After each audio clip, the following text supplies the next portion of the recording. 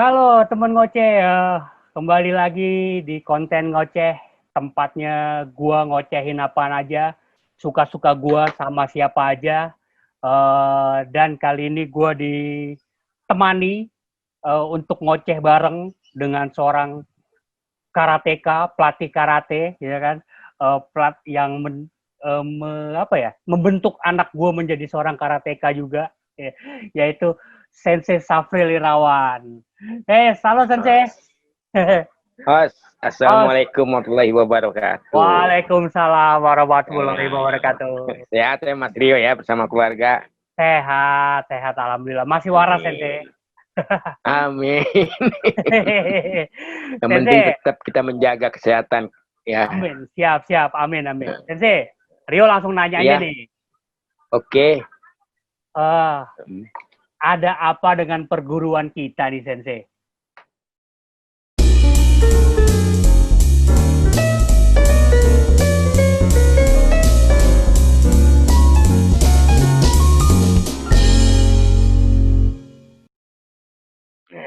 Oke. Masalah perguruan mereka masing-masing mengklaim mereka memiliki lemkar yang sebenarnya. Sebenarnya siapapun pendirinya, kita mengakui pendirinya itu Anton Lisiangi. Tapi pada waktu kongres itu Karate Lemkari memang ditunjuklah ketua umum oleh Anton Lisiangi pada tahun 2016 di Ancol sebagai ketua umum. Pada waktu disahkan di Ketok Palu, itulah terbentuklah Lemkari Bangkit judulnya. Memang Lemkar itu kembali lagi milik bersama. Ya. Lemkar itu milik bersama, milik atlet-atlet seluruh yang ada di Indonesia. Nah, siapapun pendirinya kita tetap mengakui karena berdasarkan ADART yang telah dibuat, yang disahkan dan juga diketahui oleh pendiri daripada Anton Lisiangi, mereka telah menyetujui selama pada waktu itu Pak Yudi Krisnandi sebagai ketum, pada waktu itu dia menjabat Menteri Menpan. Nah, pada waktu itu adalah reshuffle kabinet dari presiden kita ya pada waktu itu, termasuk terkena dampaknya itu Bapak Profesor Yudi Krisnandi sebagai ketum pada waktu itu kena reshuffle. Memang keputusan dalam menjabat itu kan belum akhir pada waktu itu. Tiba-tiba dibuatlah kongres tandingan yang bertepatan di Surabaya. Sedangkan masa jabatan Yudi Krisnandi itu masanya belum akhir. Disitulah klaim jadi pemilik yang diambil alih oleh beberapa rekan-rekan kita, mungkin rekan yang senior ya, berkiblat ke sana. Kita tetap mematuhi hasil kongres yang masih berjalan sesuai dengan koridor waktu yang tertentu. Seperti itu Mas Rio. Oke. Ya, pokoknya complicated lah ya. Iya. Ribet lah ya. Ribet. Tapi kita Rio cuma nanya gitu, cuma iseng aja Sensei. Ya, nggak apa-apa. Ini kan pencerahan, namanya pencerahan. Ya. Buat yang lain, karate itu adalah milik kita bersama, bukan milik orang per orang. Ya, setuju. Nah, oke Sensei. Rio mau nanya ke Sensei pribadi nih. Sensei. Yep. Sensei tuh kepikiran nggak sih jadi seorang karateka dari dulu? Oke, sebenarnya saya belum nggak ada kepikiran Mas Rio. Sebelum saya jadi karate, memang saya penggiat seni ya. Dulu saya penggiat seni, dulu saya ikut seni tari baret kontemporer pada waktu itu. Nah, berjalan hampir 1 tahun, akhirnya saya berpindah alih lagi mengikuti grup sanggar tari, yaitu GSP, Guru Soekarno Putra. Guru Soekarno Putra. Yang disebut Suara Mahardika pada waktu itu. Nari-nari dong. Nari-nari. Karena itu juga kontemporer, berapa tarian daerah dipadukan menjadi tari-tari modern dengan diiringi lagu-lagu pada waktu itu, lagu untuk Indonesia yang dinyanyikan Lenggak-Lenggok Jakarta yang dinyanyikan oleh almarhum Andi Maria Matalata pada waktu itu. Dan juga kebetulan saya pernah menjadi tari latar pada waktu itu almarhum Mas Krise. Oh, oke. Tari latar pada waktu itu pada ada acara apa yang dipandu oleh almarhum Edi Sud, yaitu artis safari. Aneh Karya Safari ya? Aneh Karya Safari. TVRI itu tahun 80-an tuh. Nah itu saya udah lupa tahunnya Mas Rio. Jadi itu pengalaman pribadi saya ya. Kenapa saya sekarang menjadi penggiat karate. Disitulah saya mencari jati diri saya sebagai seorang laki-laki, Mas Rio. Karena di dalam seni tari itu kita belajar gemulai, lemah gemulai, istilahnya. Nah, disitulah jadi saya ada hati kecil, saya juga berlawanan. Saya seorang laki-laki. Saya harus menjadi seorang Iron Man, istilahnya, superhero. Nah, disitulah pada waktu itu kebetulan Mas Rio ini cerita sedikit.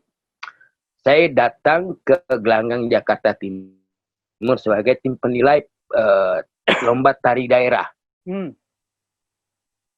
Yaitu giring-giring, tari macam-macam ya di situ. Dan disitulah saya terdengar selentingan suara teriakan. Ternyata di sana itu di GOR Jakarta Timur itu ada pelatihan karate, Mas Rio. Oh ya. Nah, langsung hati nurani saya ke sana. Besok harinya selesai itu langsung saya mendaftar, Mas Rio.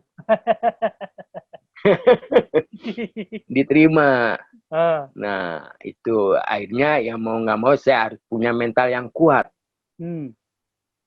Untuk menjadi pribadi yang kuat. Gitu kan. Nah, akhirnya pada waktu itu saya langsung beli baju di Jatinegara. Baju karate masih pemula, pada waktu itu bajunya masih bahan belacu. Agak kekuning-kuningan. Di Siongpu. Di Siongpu. Nah, akhirnya saya latihan pertama. Pada waktu itu dilatih sama pelatih saya, Ucok Marisi. Ucok Marisi, pelatih saya. Si Hotang pada waktu itu. Di sana memang diajarkan disiplin tinggi di karate itu. Di karate itu disiplin tinggi. Kenapa disiplin tinggi? Memang karate itu keras. Keras. Pada waktu itu memang, nah di situ saya baru memahami, ya kan? Itulah kenapa saya harus ke karate. Saya harus menjaga diri saya, harus menjaga sikap saya. Di sanalah di dalam karate itu memang ada adab. Sumpah karate ya? Sumpah karate. Sesuai dengan dalam kehidupan kita sehari-hari. Ya. Nah di sanalah latihan saya pertama. Kalau bahasa gaulnya atau bahasa kampungnya ya, kuda-kuda saya lemah. Kuda-kuda saya lemah. Itulah saya kena hukuman. Hukuman itu bukan seperti tari diperbaiki dengan cara senyum atau tidak. Langsung tendangan masuk ke perut saya. Nah di situ baru saya kaget. Wah, jadi saya berpikiran antara berhenti dan tidak. Karena belum percaya diri pada waktu itu, Mas Rio. Ya kan. Besoknya saya pulang saya latihan, saya berpikir malamnya udah berhenti aja karate. Ternyata karate keras. Tapi hati kecil nurani saya itu perlawanan. Kamu harus berani. Kamu harus berani tampil. Disitulah jati dirimu ada. Nah, besoknya pun sama. Saya latihan lagi, coba-coba lagi. Ada apapun resikonya akan saya terima. Pada waktu itu pas saya dilatih, bedan bar saya salah. Nah, bedan bar saya salah. Kebetulan memang mungkin lelah. Saya menguap itu tidak ada sopan santunnya, tidak ditutup. Bahasa bilangnya seperti kayak Kudanil gitu.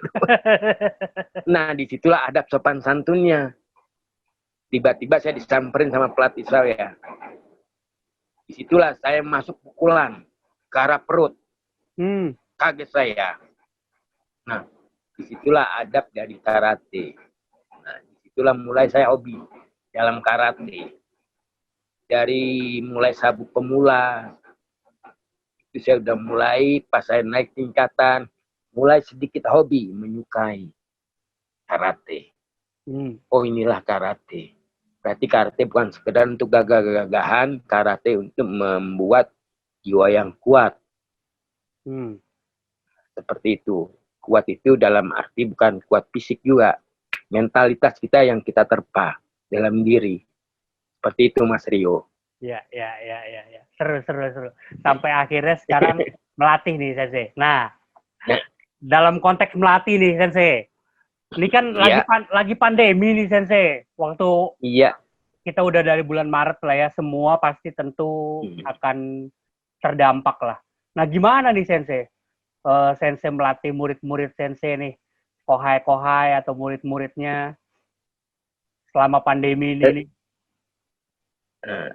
Tetap kita melatih secara virtual. Secara virtual. Kenapa? Secara virtual, secara langsung dan secara tidak langsung. Saya bikin suatu gerakan di dalam video yang akan saya kirimkan kepada kohai-kohai saya untuk dipelajari.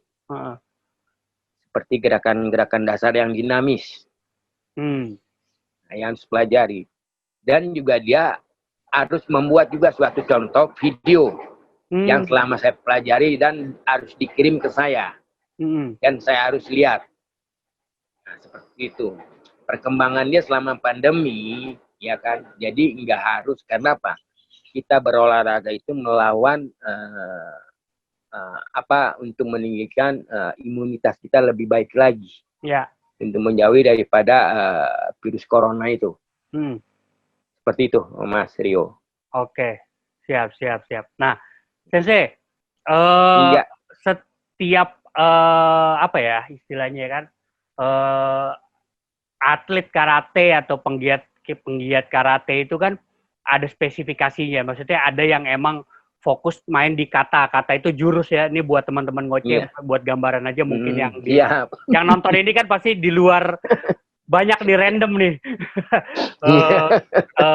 Kata ada kumite itu tarung. Nah kalau Sensei sendiri spesifikasinya tuh melatihnya tuh di mana, Sensei? Atau Sensei waktu jadi atlet spesifikasinya tuh di kumite apa di karate? Apa di kata? Pertama saya di komite. Pada waktu itu di kejuaraan Kapolri Cup, ya kan, atau Metro Cup. Memang pada waktu tahun yang lalu saya juga lupa tahunnya ya, pada waktu itu memang di kelas saya komite itu kelas 55 kg. Kelas neraka yang dibilang. Ya, banyak tuh pesertanya itu, tuh. Banyak pesertanya, bisa 50 peserta yang harus kita kalahkan. Baru kita bisa jadi seorang juara. Tapi buat saya itu saya tidak mendapatkannya. Baru pas periode berikutnya, tahun yang berikutnya, baru saya mendapatkan yang dibilang 1 medali perunggu di dalam komite kelas 55 kg. Perunggu aja itu saya anggap motivasi buat saya, walaupun perunggu saya anggap seperti emas. Istilahnya medali pertama buat saya. Itulah pacuan saya. Setelah itu baru komite seperti ini.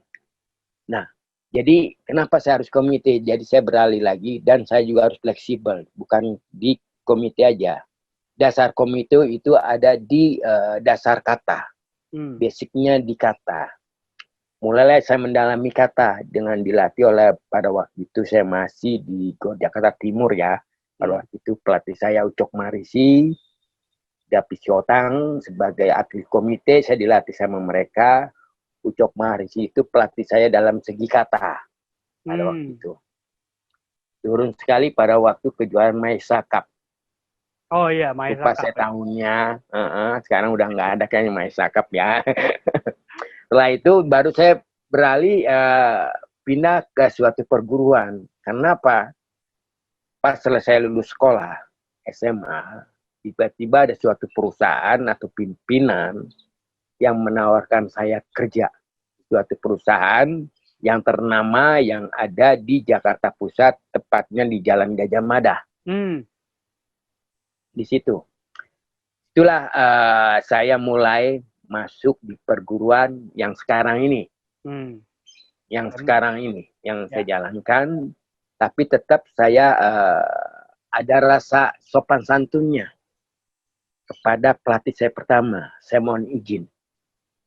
Bahwa saya harus seperti ini. Dia bilang, oh silakan. Itu jalan untuk ke depanmu. Dia bilang. Pelatih saya, Cok Marji, itu jalan untuk ke depanmu. Untuk meniti karir. Selain daripada olahraga. Toh sama aja. Dua perguruan ini sama aja. Yang penting sama-sama sotokan. Ya. Dia bilang. Nah, sampai sekarang ini, beralihlah ke perguruan yang sekarang ini, yang saya jalani. Nah. Seperti itu, Mas Rio. Oke. Siap. Oke, Sensei. Iya, siap. Ada cara pandang atau paradigma gitu ya, terutama mungkin buat orang tua yang anak-anaknya pengen anaknya di karate atau anaknya ingin terlibat di karate, bahwa karate itu olahraga mahal. Ya. Gimana Sensei menyikapi itu gitu loh? Masa menurut pendapat Sensei itu gimana sih? Ya, memang saya bilang karate itu memang olahraga yang mahal. Kenapa olahraga yang mahal? Ya, pertama, karate itu memang fleksibel, dinamis. Ya kan? Di mana ruang pun dia bisa latihan, walaupun ruang itu 1 kali 1 meter. Ya. Kenapa dibilang mahal karate? Dari segi peralatan. Peralatan itu mahal karena dia safety. Ya. Untuk anak-anak yang dari usia dini, para pemula ya. Harus safety. Ya, jadi barang-barang itu memang ada nilainya, ada rupiahnya yang dibilang mahal. Itu yang paling mahal itu adalah di komite. Kenapa di komite itu yang paling mahal? Karena peralatannya memang harus safety semua, komplit, satu paket. Kalau dibilang satu paket. Kembali lagi, kalau mau murah bisa, yaitu kata. Yang penting kita modal baju dan sabuk serta punya gerakan yang lebih baik daripada yang lain. Bahwa saya seorang pemain kata, saya harus lebih baik daripada baju yang saya pakai. Seperti itu, Mas Rio. Siap. Oke, Sensei. Ya. Ini pendapat Sensei aja ya. Sensei mau jawab atau tidak, bebas aja. Ini kan nyantai kok. Iya. Nyantai ya. Ini sambil ngopi. Sambil ngopi, kalaupun mau ngerokok monggo silakan. Santai kok Sensei. Siap. Sensei, apa ya? Mungkin bukan hanya karate gitu, olahraga keseluruhan di Indonesia ini kan sulit maju ya, dalam tanda kutip, karena kalau Rio ngelihat ya, tolong koreksi kalau Rio salah gitu loh. Terlalu banyak campur tangan berhubungan dengan politik. Ya kan? Ya, kita tahu Forky gitu tanpa mengurangi rasa hormat kita ke senior kita di Forky tentunya. Akhirnya tidak banyak atlet-atlet yang sebetulnya hebat yang ini, tapi karena ada banyak politik jadi tidak berkembang. Nah, ini gimana nih Sensei nih? Menurut Sensei nih harus gimana sih nih karate deh khususnya ya. Kita ngomong konteks karate karena kan Sensei sebagai pelatih karate juga, karateka juga, masih turun di kelas veteran kan kadang-kadang kan. Siap. Oke. Iya, maksudnya Rio aja kadang-kadang bingung. Kenapa mesti Panglima TNI mulu ya yang jadi ketua Forky ya? Kenapa bukan dari karateka gitu loh? Yang mungkin berprestasi kan banyak gitu loh. Kayak almarhum Akan Bangun atau siapa yang jadi karateka gitu-gitu deh. Nah, menurut Sensei itu gimana tuh? Karena gini, kalau olahraga, kalau sudah masuk di dalam ranah politik, itu sudah tidak murni lagi. Kenapa tidak murni lagi? Mohon maaf ini. Karena ada kepentingan orang yang ingin menjabat. yang menjabat. Karena kenapa karate kita tidak pernah istilahnya di kejuaraan-kejuaraan yang lebih spesifik, yang lebih tinggi lagi. Jarang kita tampil. Nah disitulah karena permainan, mohon maaf ini mungkin bisa dikoreksi oleh para mendengar ya. Karena apa? Tidak kemurniannya pertama masih domisili bahwa dia itu adalah dari perguruan saya, ya kan? Jadi tidak murni dengan apa yang dilatih atau yang di pertandingan yang sesungguhnya, ya kan? Atlet itu memang baik. Jadi yang harus memang dia harus meningkat yang lebih jenjang lebih tinggi. Bukan berarti berdasarkan dari penilaian wasit yang kurang profesional, maksudnya dia tidak bagus ya dimenangkan karena ada kepentingan entah kepentingan apa kita kurang tahu ya. Kenapa? Kalau dilihat seperti itu memang kalau saya sayang sekali karena apa? Untuk kedepannya tidak ada lagi atlet-atlet yang lebih baik untuk ke depan. Ya. Karena sekarang sistem pertandingan sekarang Mas Rio itu yang menilai itu bukan wasit aja. Penonton pun udah bisa menilai. Atau orang tua pun yang tidak bisa karate atau tidak bisa mengerti masalah penilaian perwasitan, dia sudah bisa menilai sistem perwasitan. Seperti itu Mas Rio. Nah, kembali lagi, kenapa istilahnya sekarang setiap kejuaraan kasat atau apa. Nah, disitulah memang dulu sebelum kejuaraan kasat, pertama memang ada kejuaraan kasat pada waktu Pak Rudini ya, pada waktu itu ya, kalau nggak salah ya. Ya, Pak Rudini. Memang ada atlet-atlet kita yang pertama, yaitu seperti Saleh Al-Hapsi, ya, dia juara kasat pertama yang memecahkan rekor kasat pertama dia. Nah di situ baru berkembang lagi atlet Umar Sarip. Ya, Umar Sarip. Ya, memang saya juga pernah turun di kasat tahun 2008 di kata. Saya kalah dengan Faisal. Oh iya, Faisal. Faisal. Pada waktu itu tahun 2008 foto juga masih ada semuanya ya, kenang-kenangan. Jadi kalau masalah untuk kejuaraan-kejuaraan, kenapa tidak ada kejuaraan Advent Bangun Cup, ya kan? Atau yang lain, karena itu semuanya ya kalau kembali lagi saya tidak bisa bicara masalah ini, udah ranah yang lebih besar lagi seperti itu Mas Rio. Ya. Kenapa tadi Rio nanya gini kan, kita sebetulnya tahun ini kan Olimpiade di Tokyo kan sebetulnya kan, dan karate pertama kali dipertandingkan gitu loh. Sedangkan saya sendiri memang melihat sebetulnya potensi Indonesia ini karateka-nya luar biasa gitu. Ya kan? Cuman ya itu saya melihat terlalu banyak intrik di dalamnya. Betul. Begitu. Ya, tapi ya itu betul. Semua olahraga sih Sensei, bukan hanya ini doang, bukan hanya karate doang. Betul. Makanya, betul Mas Rio. Susah ya dia majunya kalau udah ngomongin politik. Iya. Itulah yang sayang sekali ya. Kita kan kalau untuk maju karena kita mau mengangkat nama bangsa negara kita yaitu bangsa Indonesia untuk kancah di dalam bidang olahraga yang lebih maju lagi, lebih tinggi lagi. Nah disitulah kalau saya bangga kalau apabila berkibarnya sangsaka merah putih di negara lain, itu sangat benar-benar rasa bangga, terharu gitu. Iya, ini buat teman ngoceh nih, ini menarik gitu loh. Yang bisa mengibarkan bendera merah putih di luar negeri itu hanya pejabat negara dan atlet.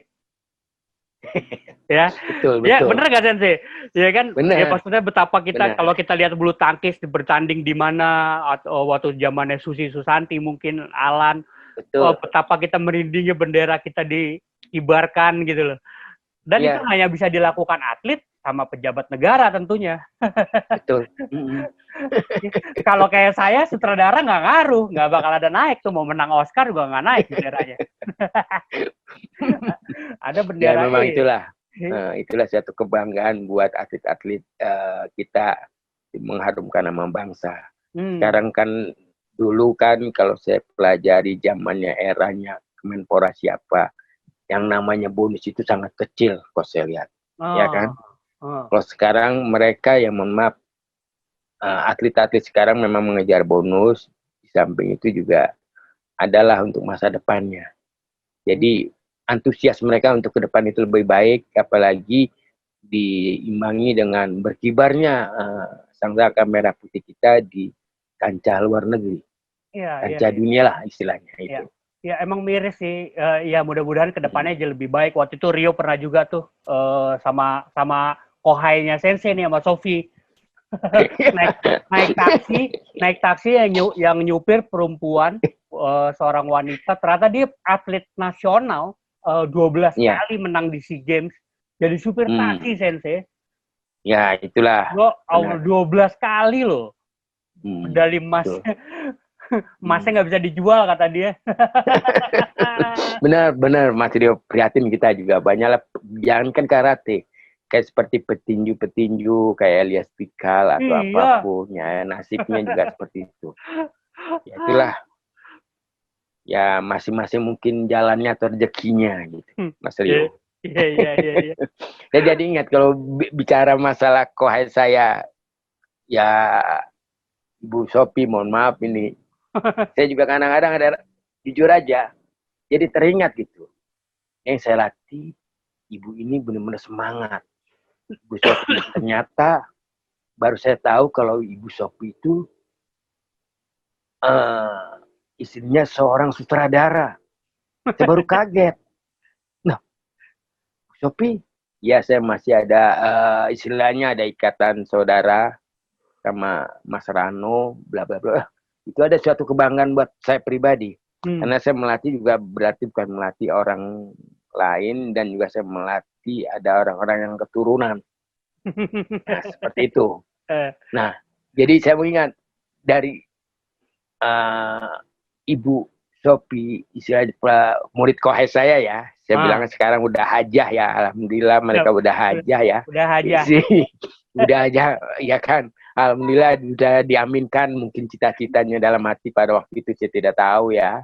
Pada itu memang saya juga alhamdulillah Pak, saya sudah bisa menangani satu keluarga seperti istrinya Mas Rio dan serta anaknya Mas Rio Aditya itu. Siap. Oke Sensei. Siap Sensei. Terima kasih ya udah mau ngoceh bareng nih sama Rio. Oke. Sorry tidak bisa berlama-lama, Zoom-nya masih terbatas nih, belum berbayar. masih jadi YouTuber baru. Oke, insya Allah. Ya kan. Ini juga mungkin akan saya share juga ke teman-teman yang lain. Mas Rio. Ya. Kalau Rio sih berharap semoga perguruan kita yaitu Lemkari bisa bersatu kembali, bisa menciptakan atlet-atlet yang jauh lebih baik, bisa berbicara di tingkat nasional maupun dunia lah. Insya Allah ya. Karena jujur Rio tuh, ya Rio kan nggak ikut siapa-siapa lah ya. Rio juga bukan seorang karateka, tapi kadang-kadang suka. Tapi pernah jadi ketua kita loh. Saya jadi pengurus dojo kita dulu. Saya pengurus DKI juga gitu. Cuman ya udah gitu. Makanya kalau saya sih cuman berharap, saya juga bilang ke istri saya sebagai atlet sebagai karateka, anak saya, ya kita berdoa yang terbaik lah. Bukan hanya untuk Lemkari, tapi untuk karate keseluruhannya. Amin. Karena kan itu rumah kita, Sensei. Ya, betul. Itu rumah kita bersama, rumah besar ya, tentu namanya rumah besar. Ada perbedaan tentu biasa lah. Iya, betul, siap. Ingat sumpah karate aja Sensei. Kalau udah itulah yang kita pegang. Itulah yang kita pegang. Karena apa? Saya juga alhamdulillah masih ada istilahnya kebanggaan saya di kelas veteran. 3 kali saya menjuarai di kelas veteran Open Turnamen. Ya, mantap. Siap. Oke, siap. Oke, Sensei, terima kasih ya. Udah mau sharing-sharing, mau ngoceh bareng Rio. Iya. Oke, tetap jaga kesehatan Mas Rio. Salam buat keluarga. Oke, Os. Ya. Os. Assalamualaikum warahmatullahi wabarakatuh. Waalaikumsalam warahmatullahi wabarakatuh. Oke, teman-teman ngoceh, terima kasih udah mau nonton video ini. Kalau suka, ya monggo di komen, di subscribe, di share, di like, ya kan. Ya kalau misalnya tidak suka ya di skip aja, nggak apa-apa lah, ya kan. nggak usah pakai head speedan lah, ya kan, santai-santai aja hidup. Oke semua, sampai ketemu teman-teman ngoceh, sampai ketemu di ngoceh berikutnya.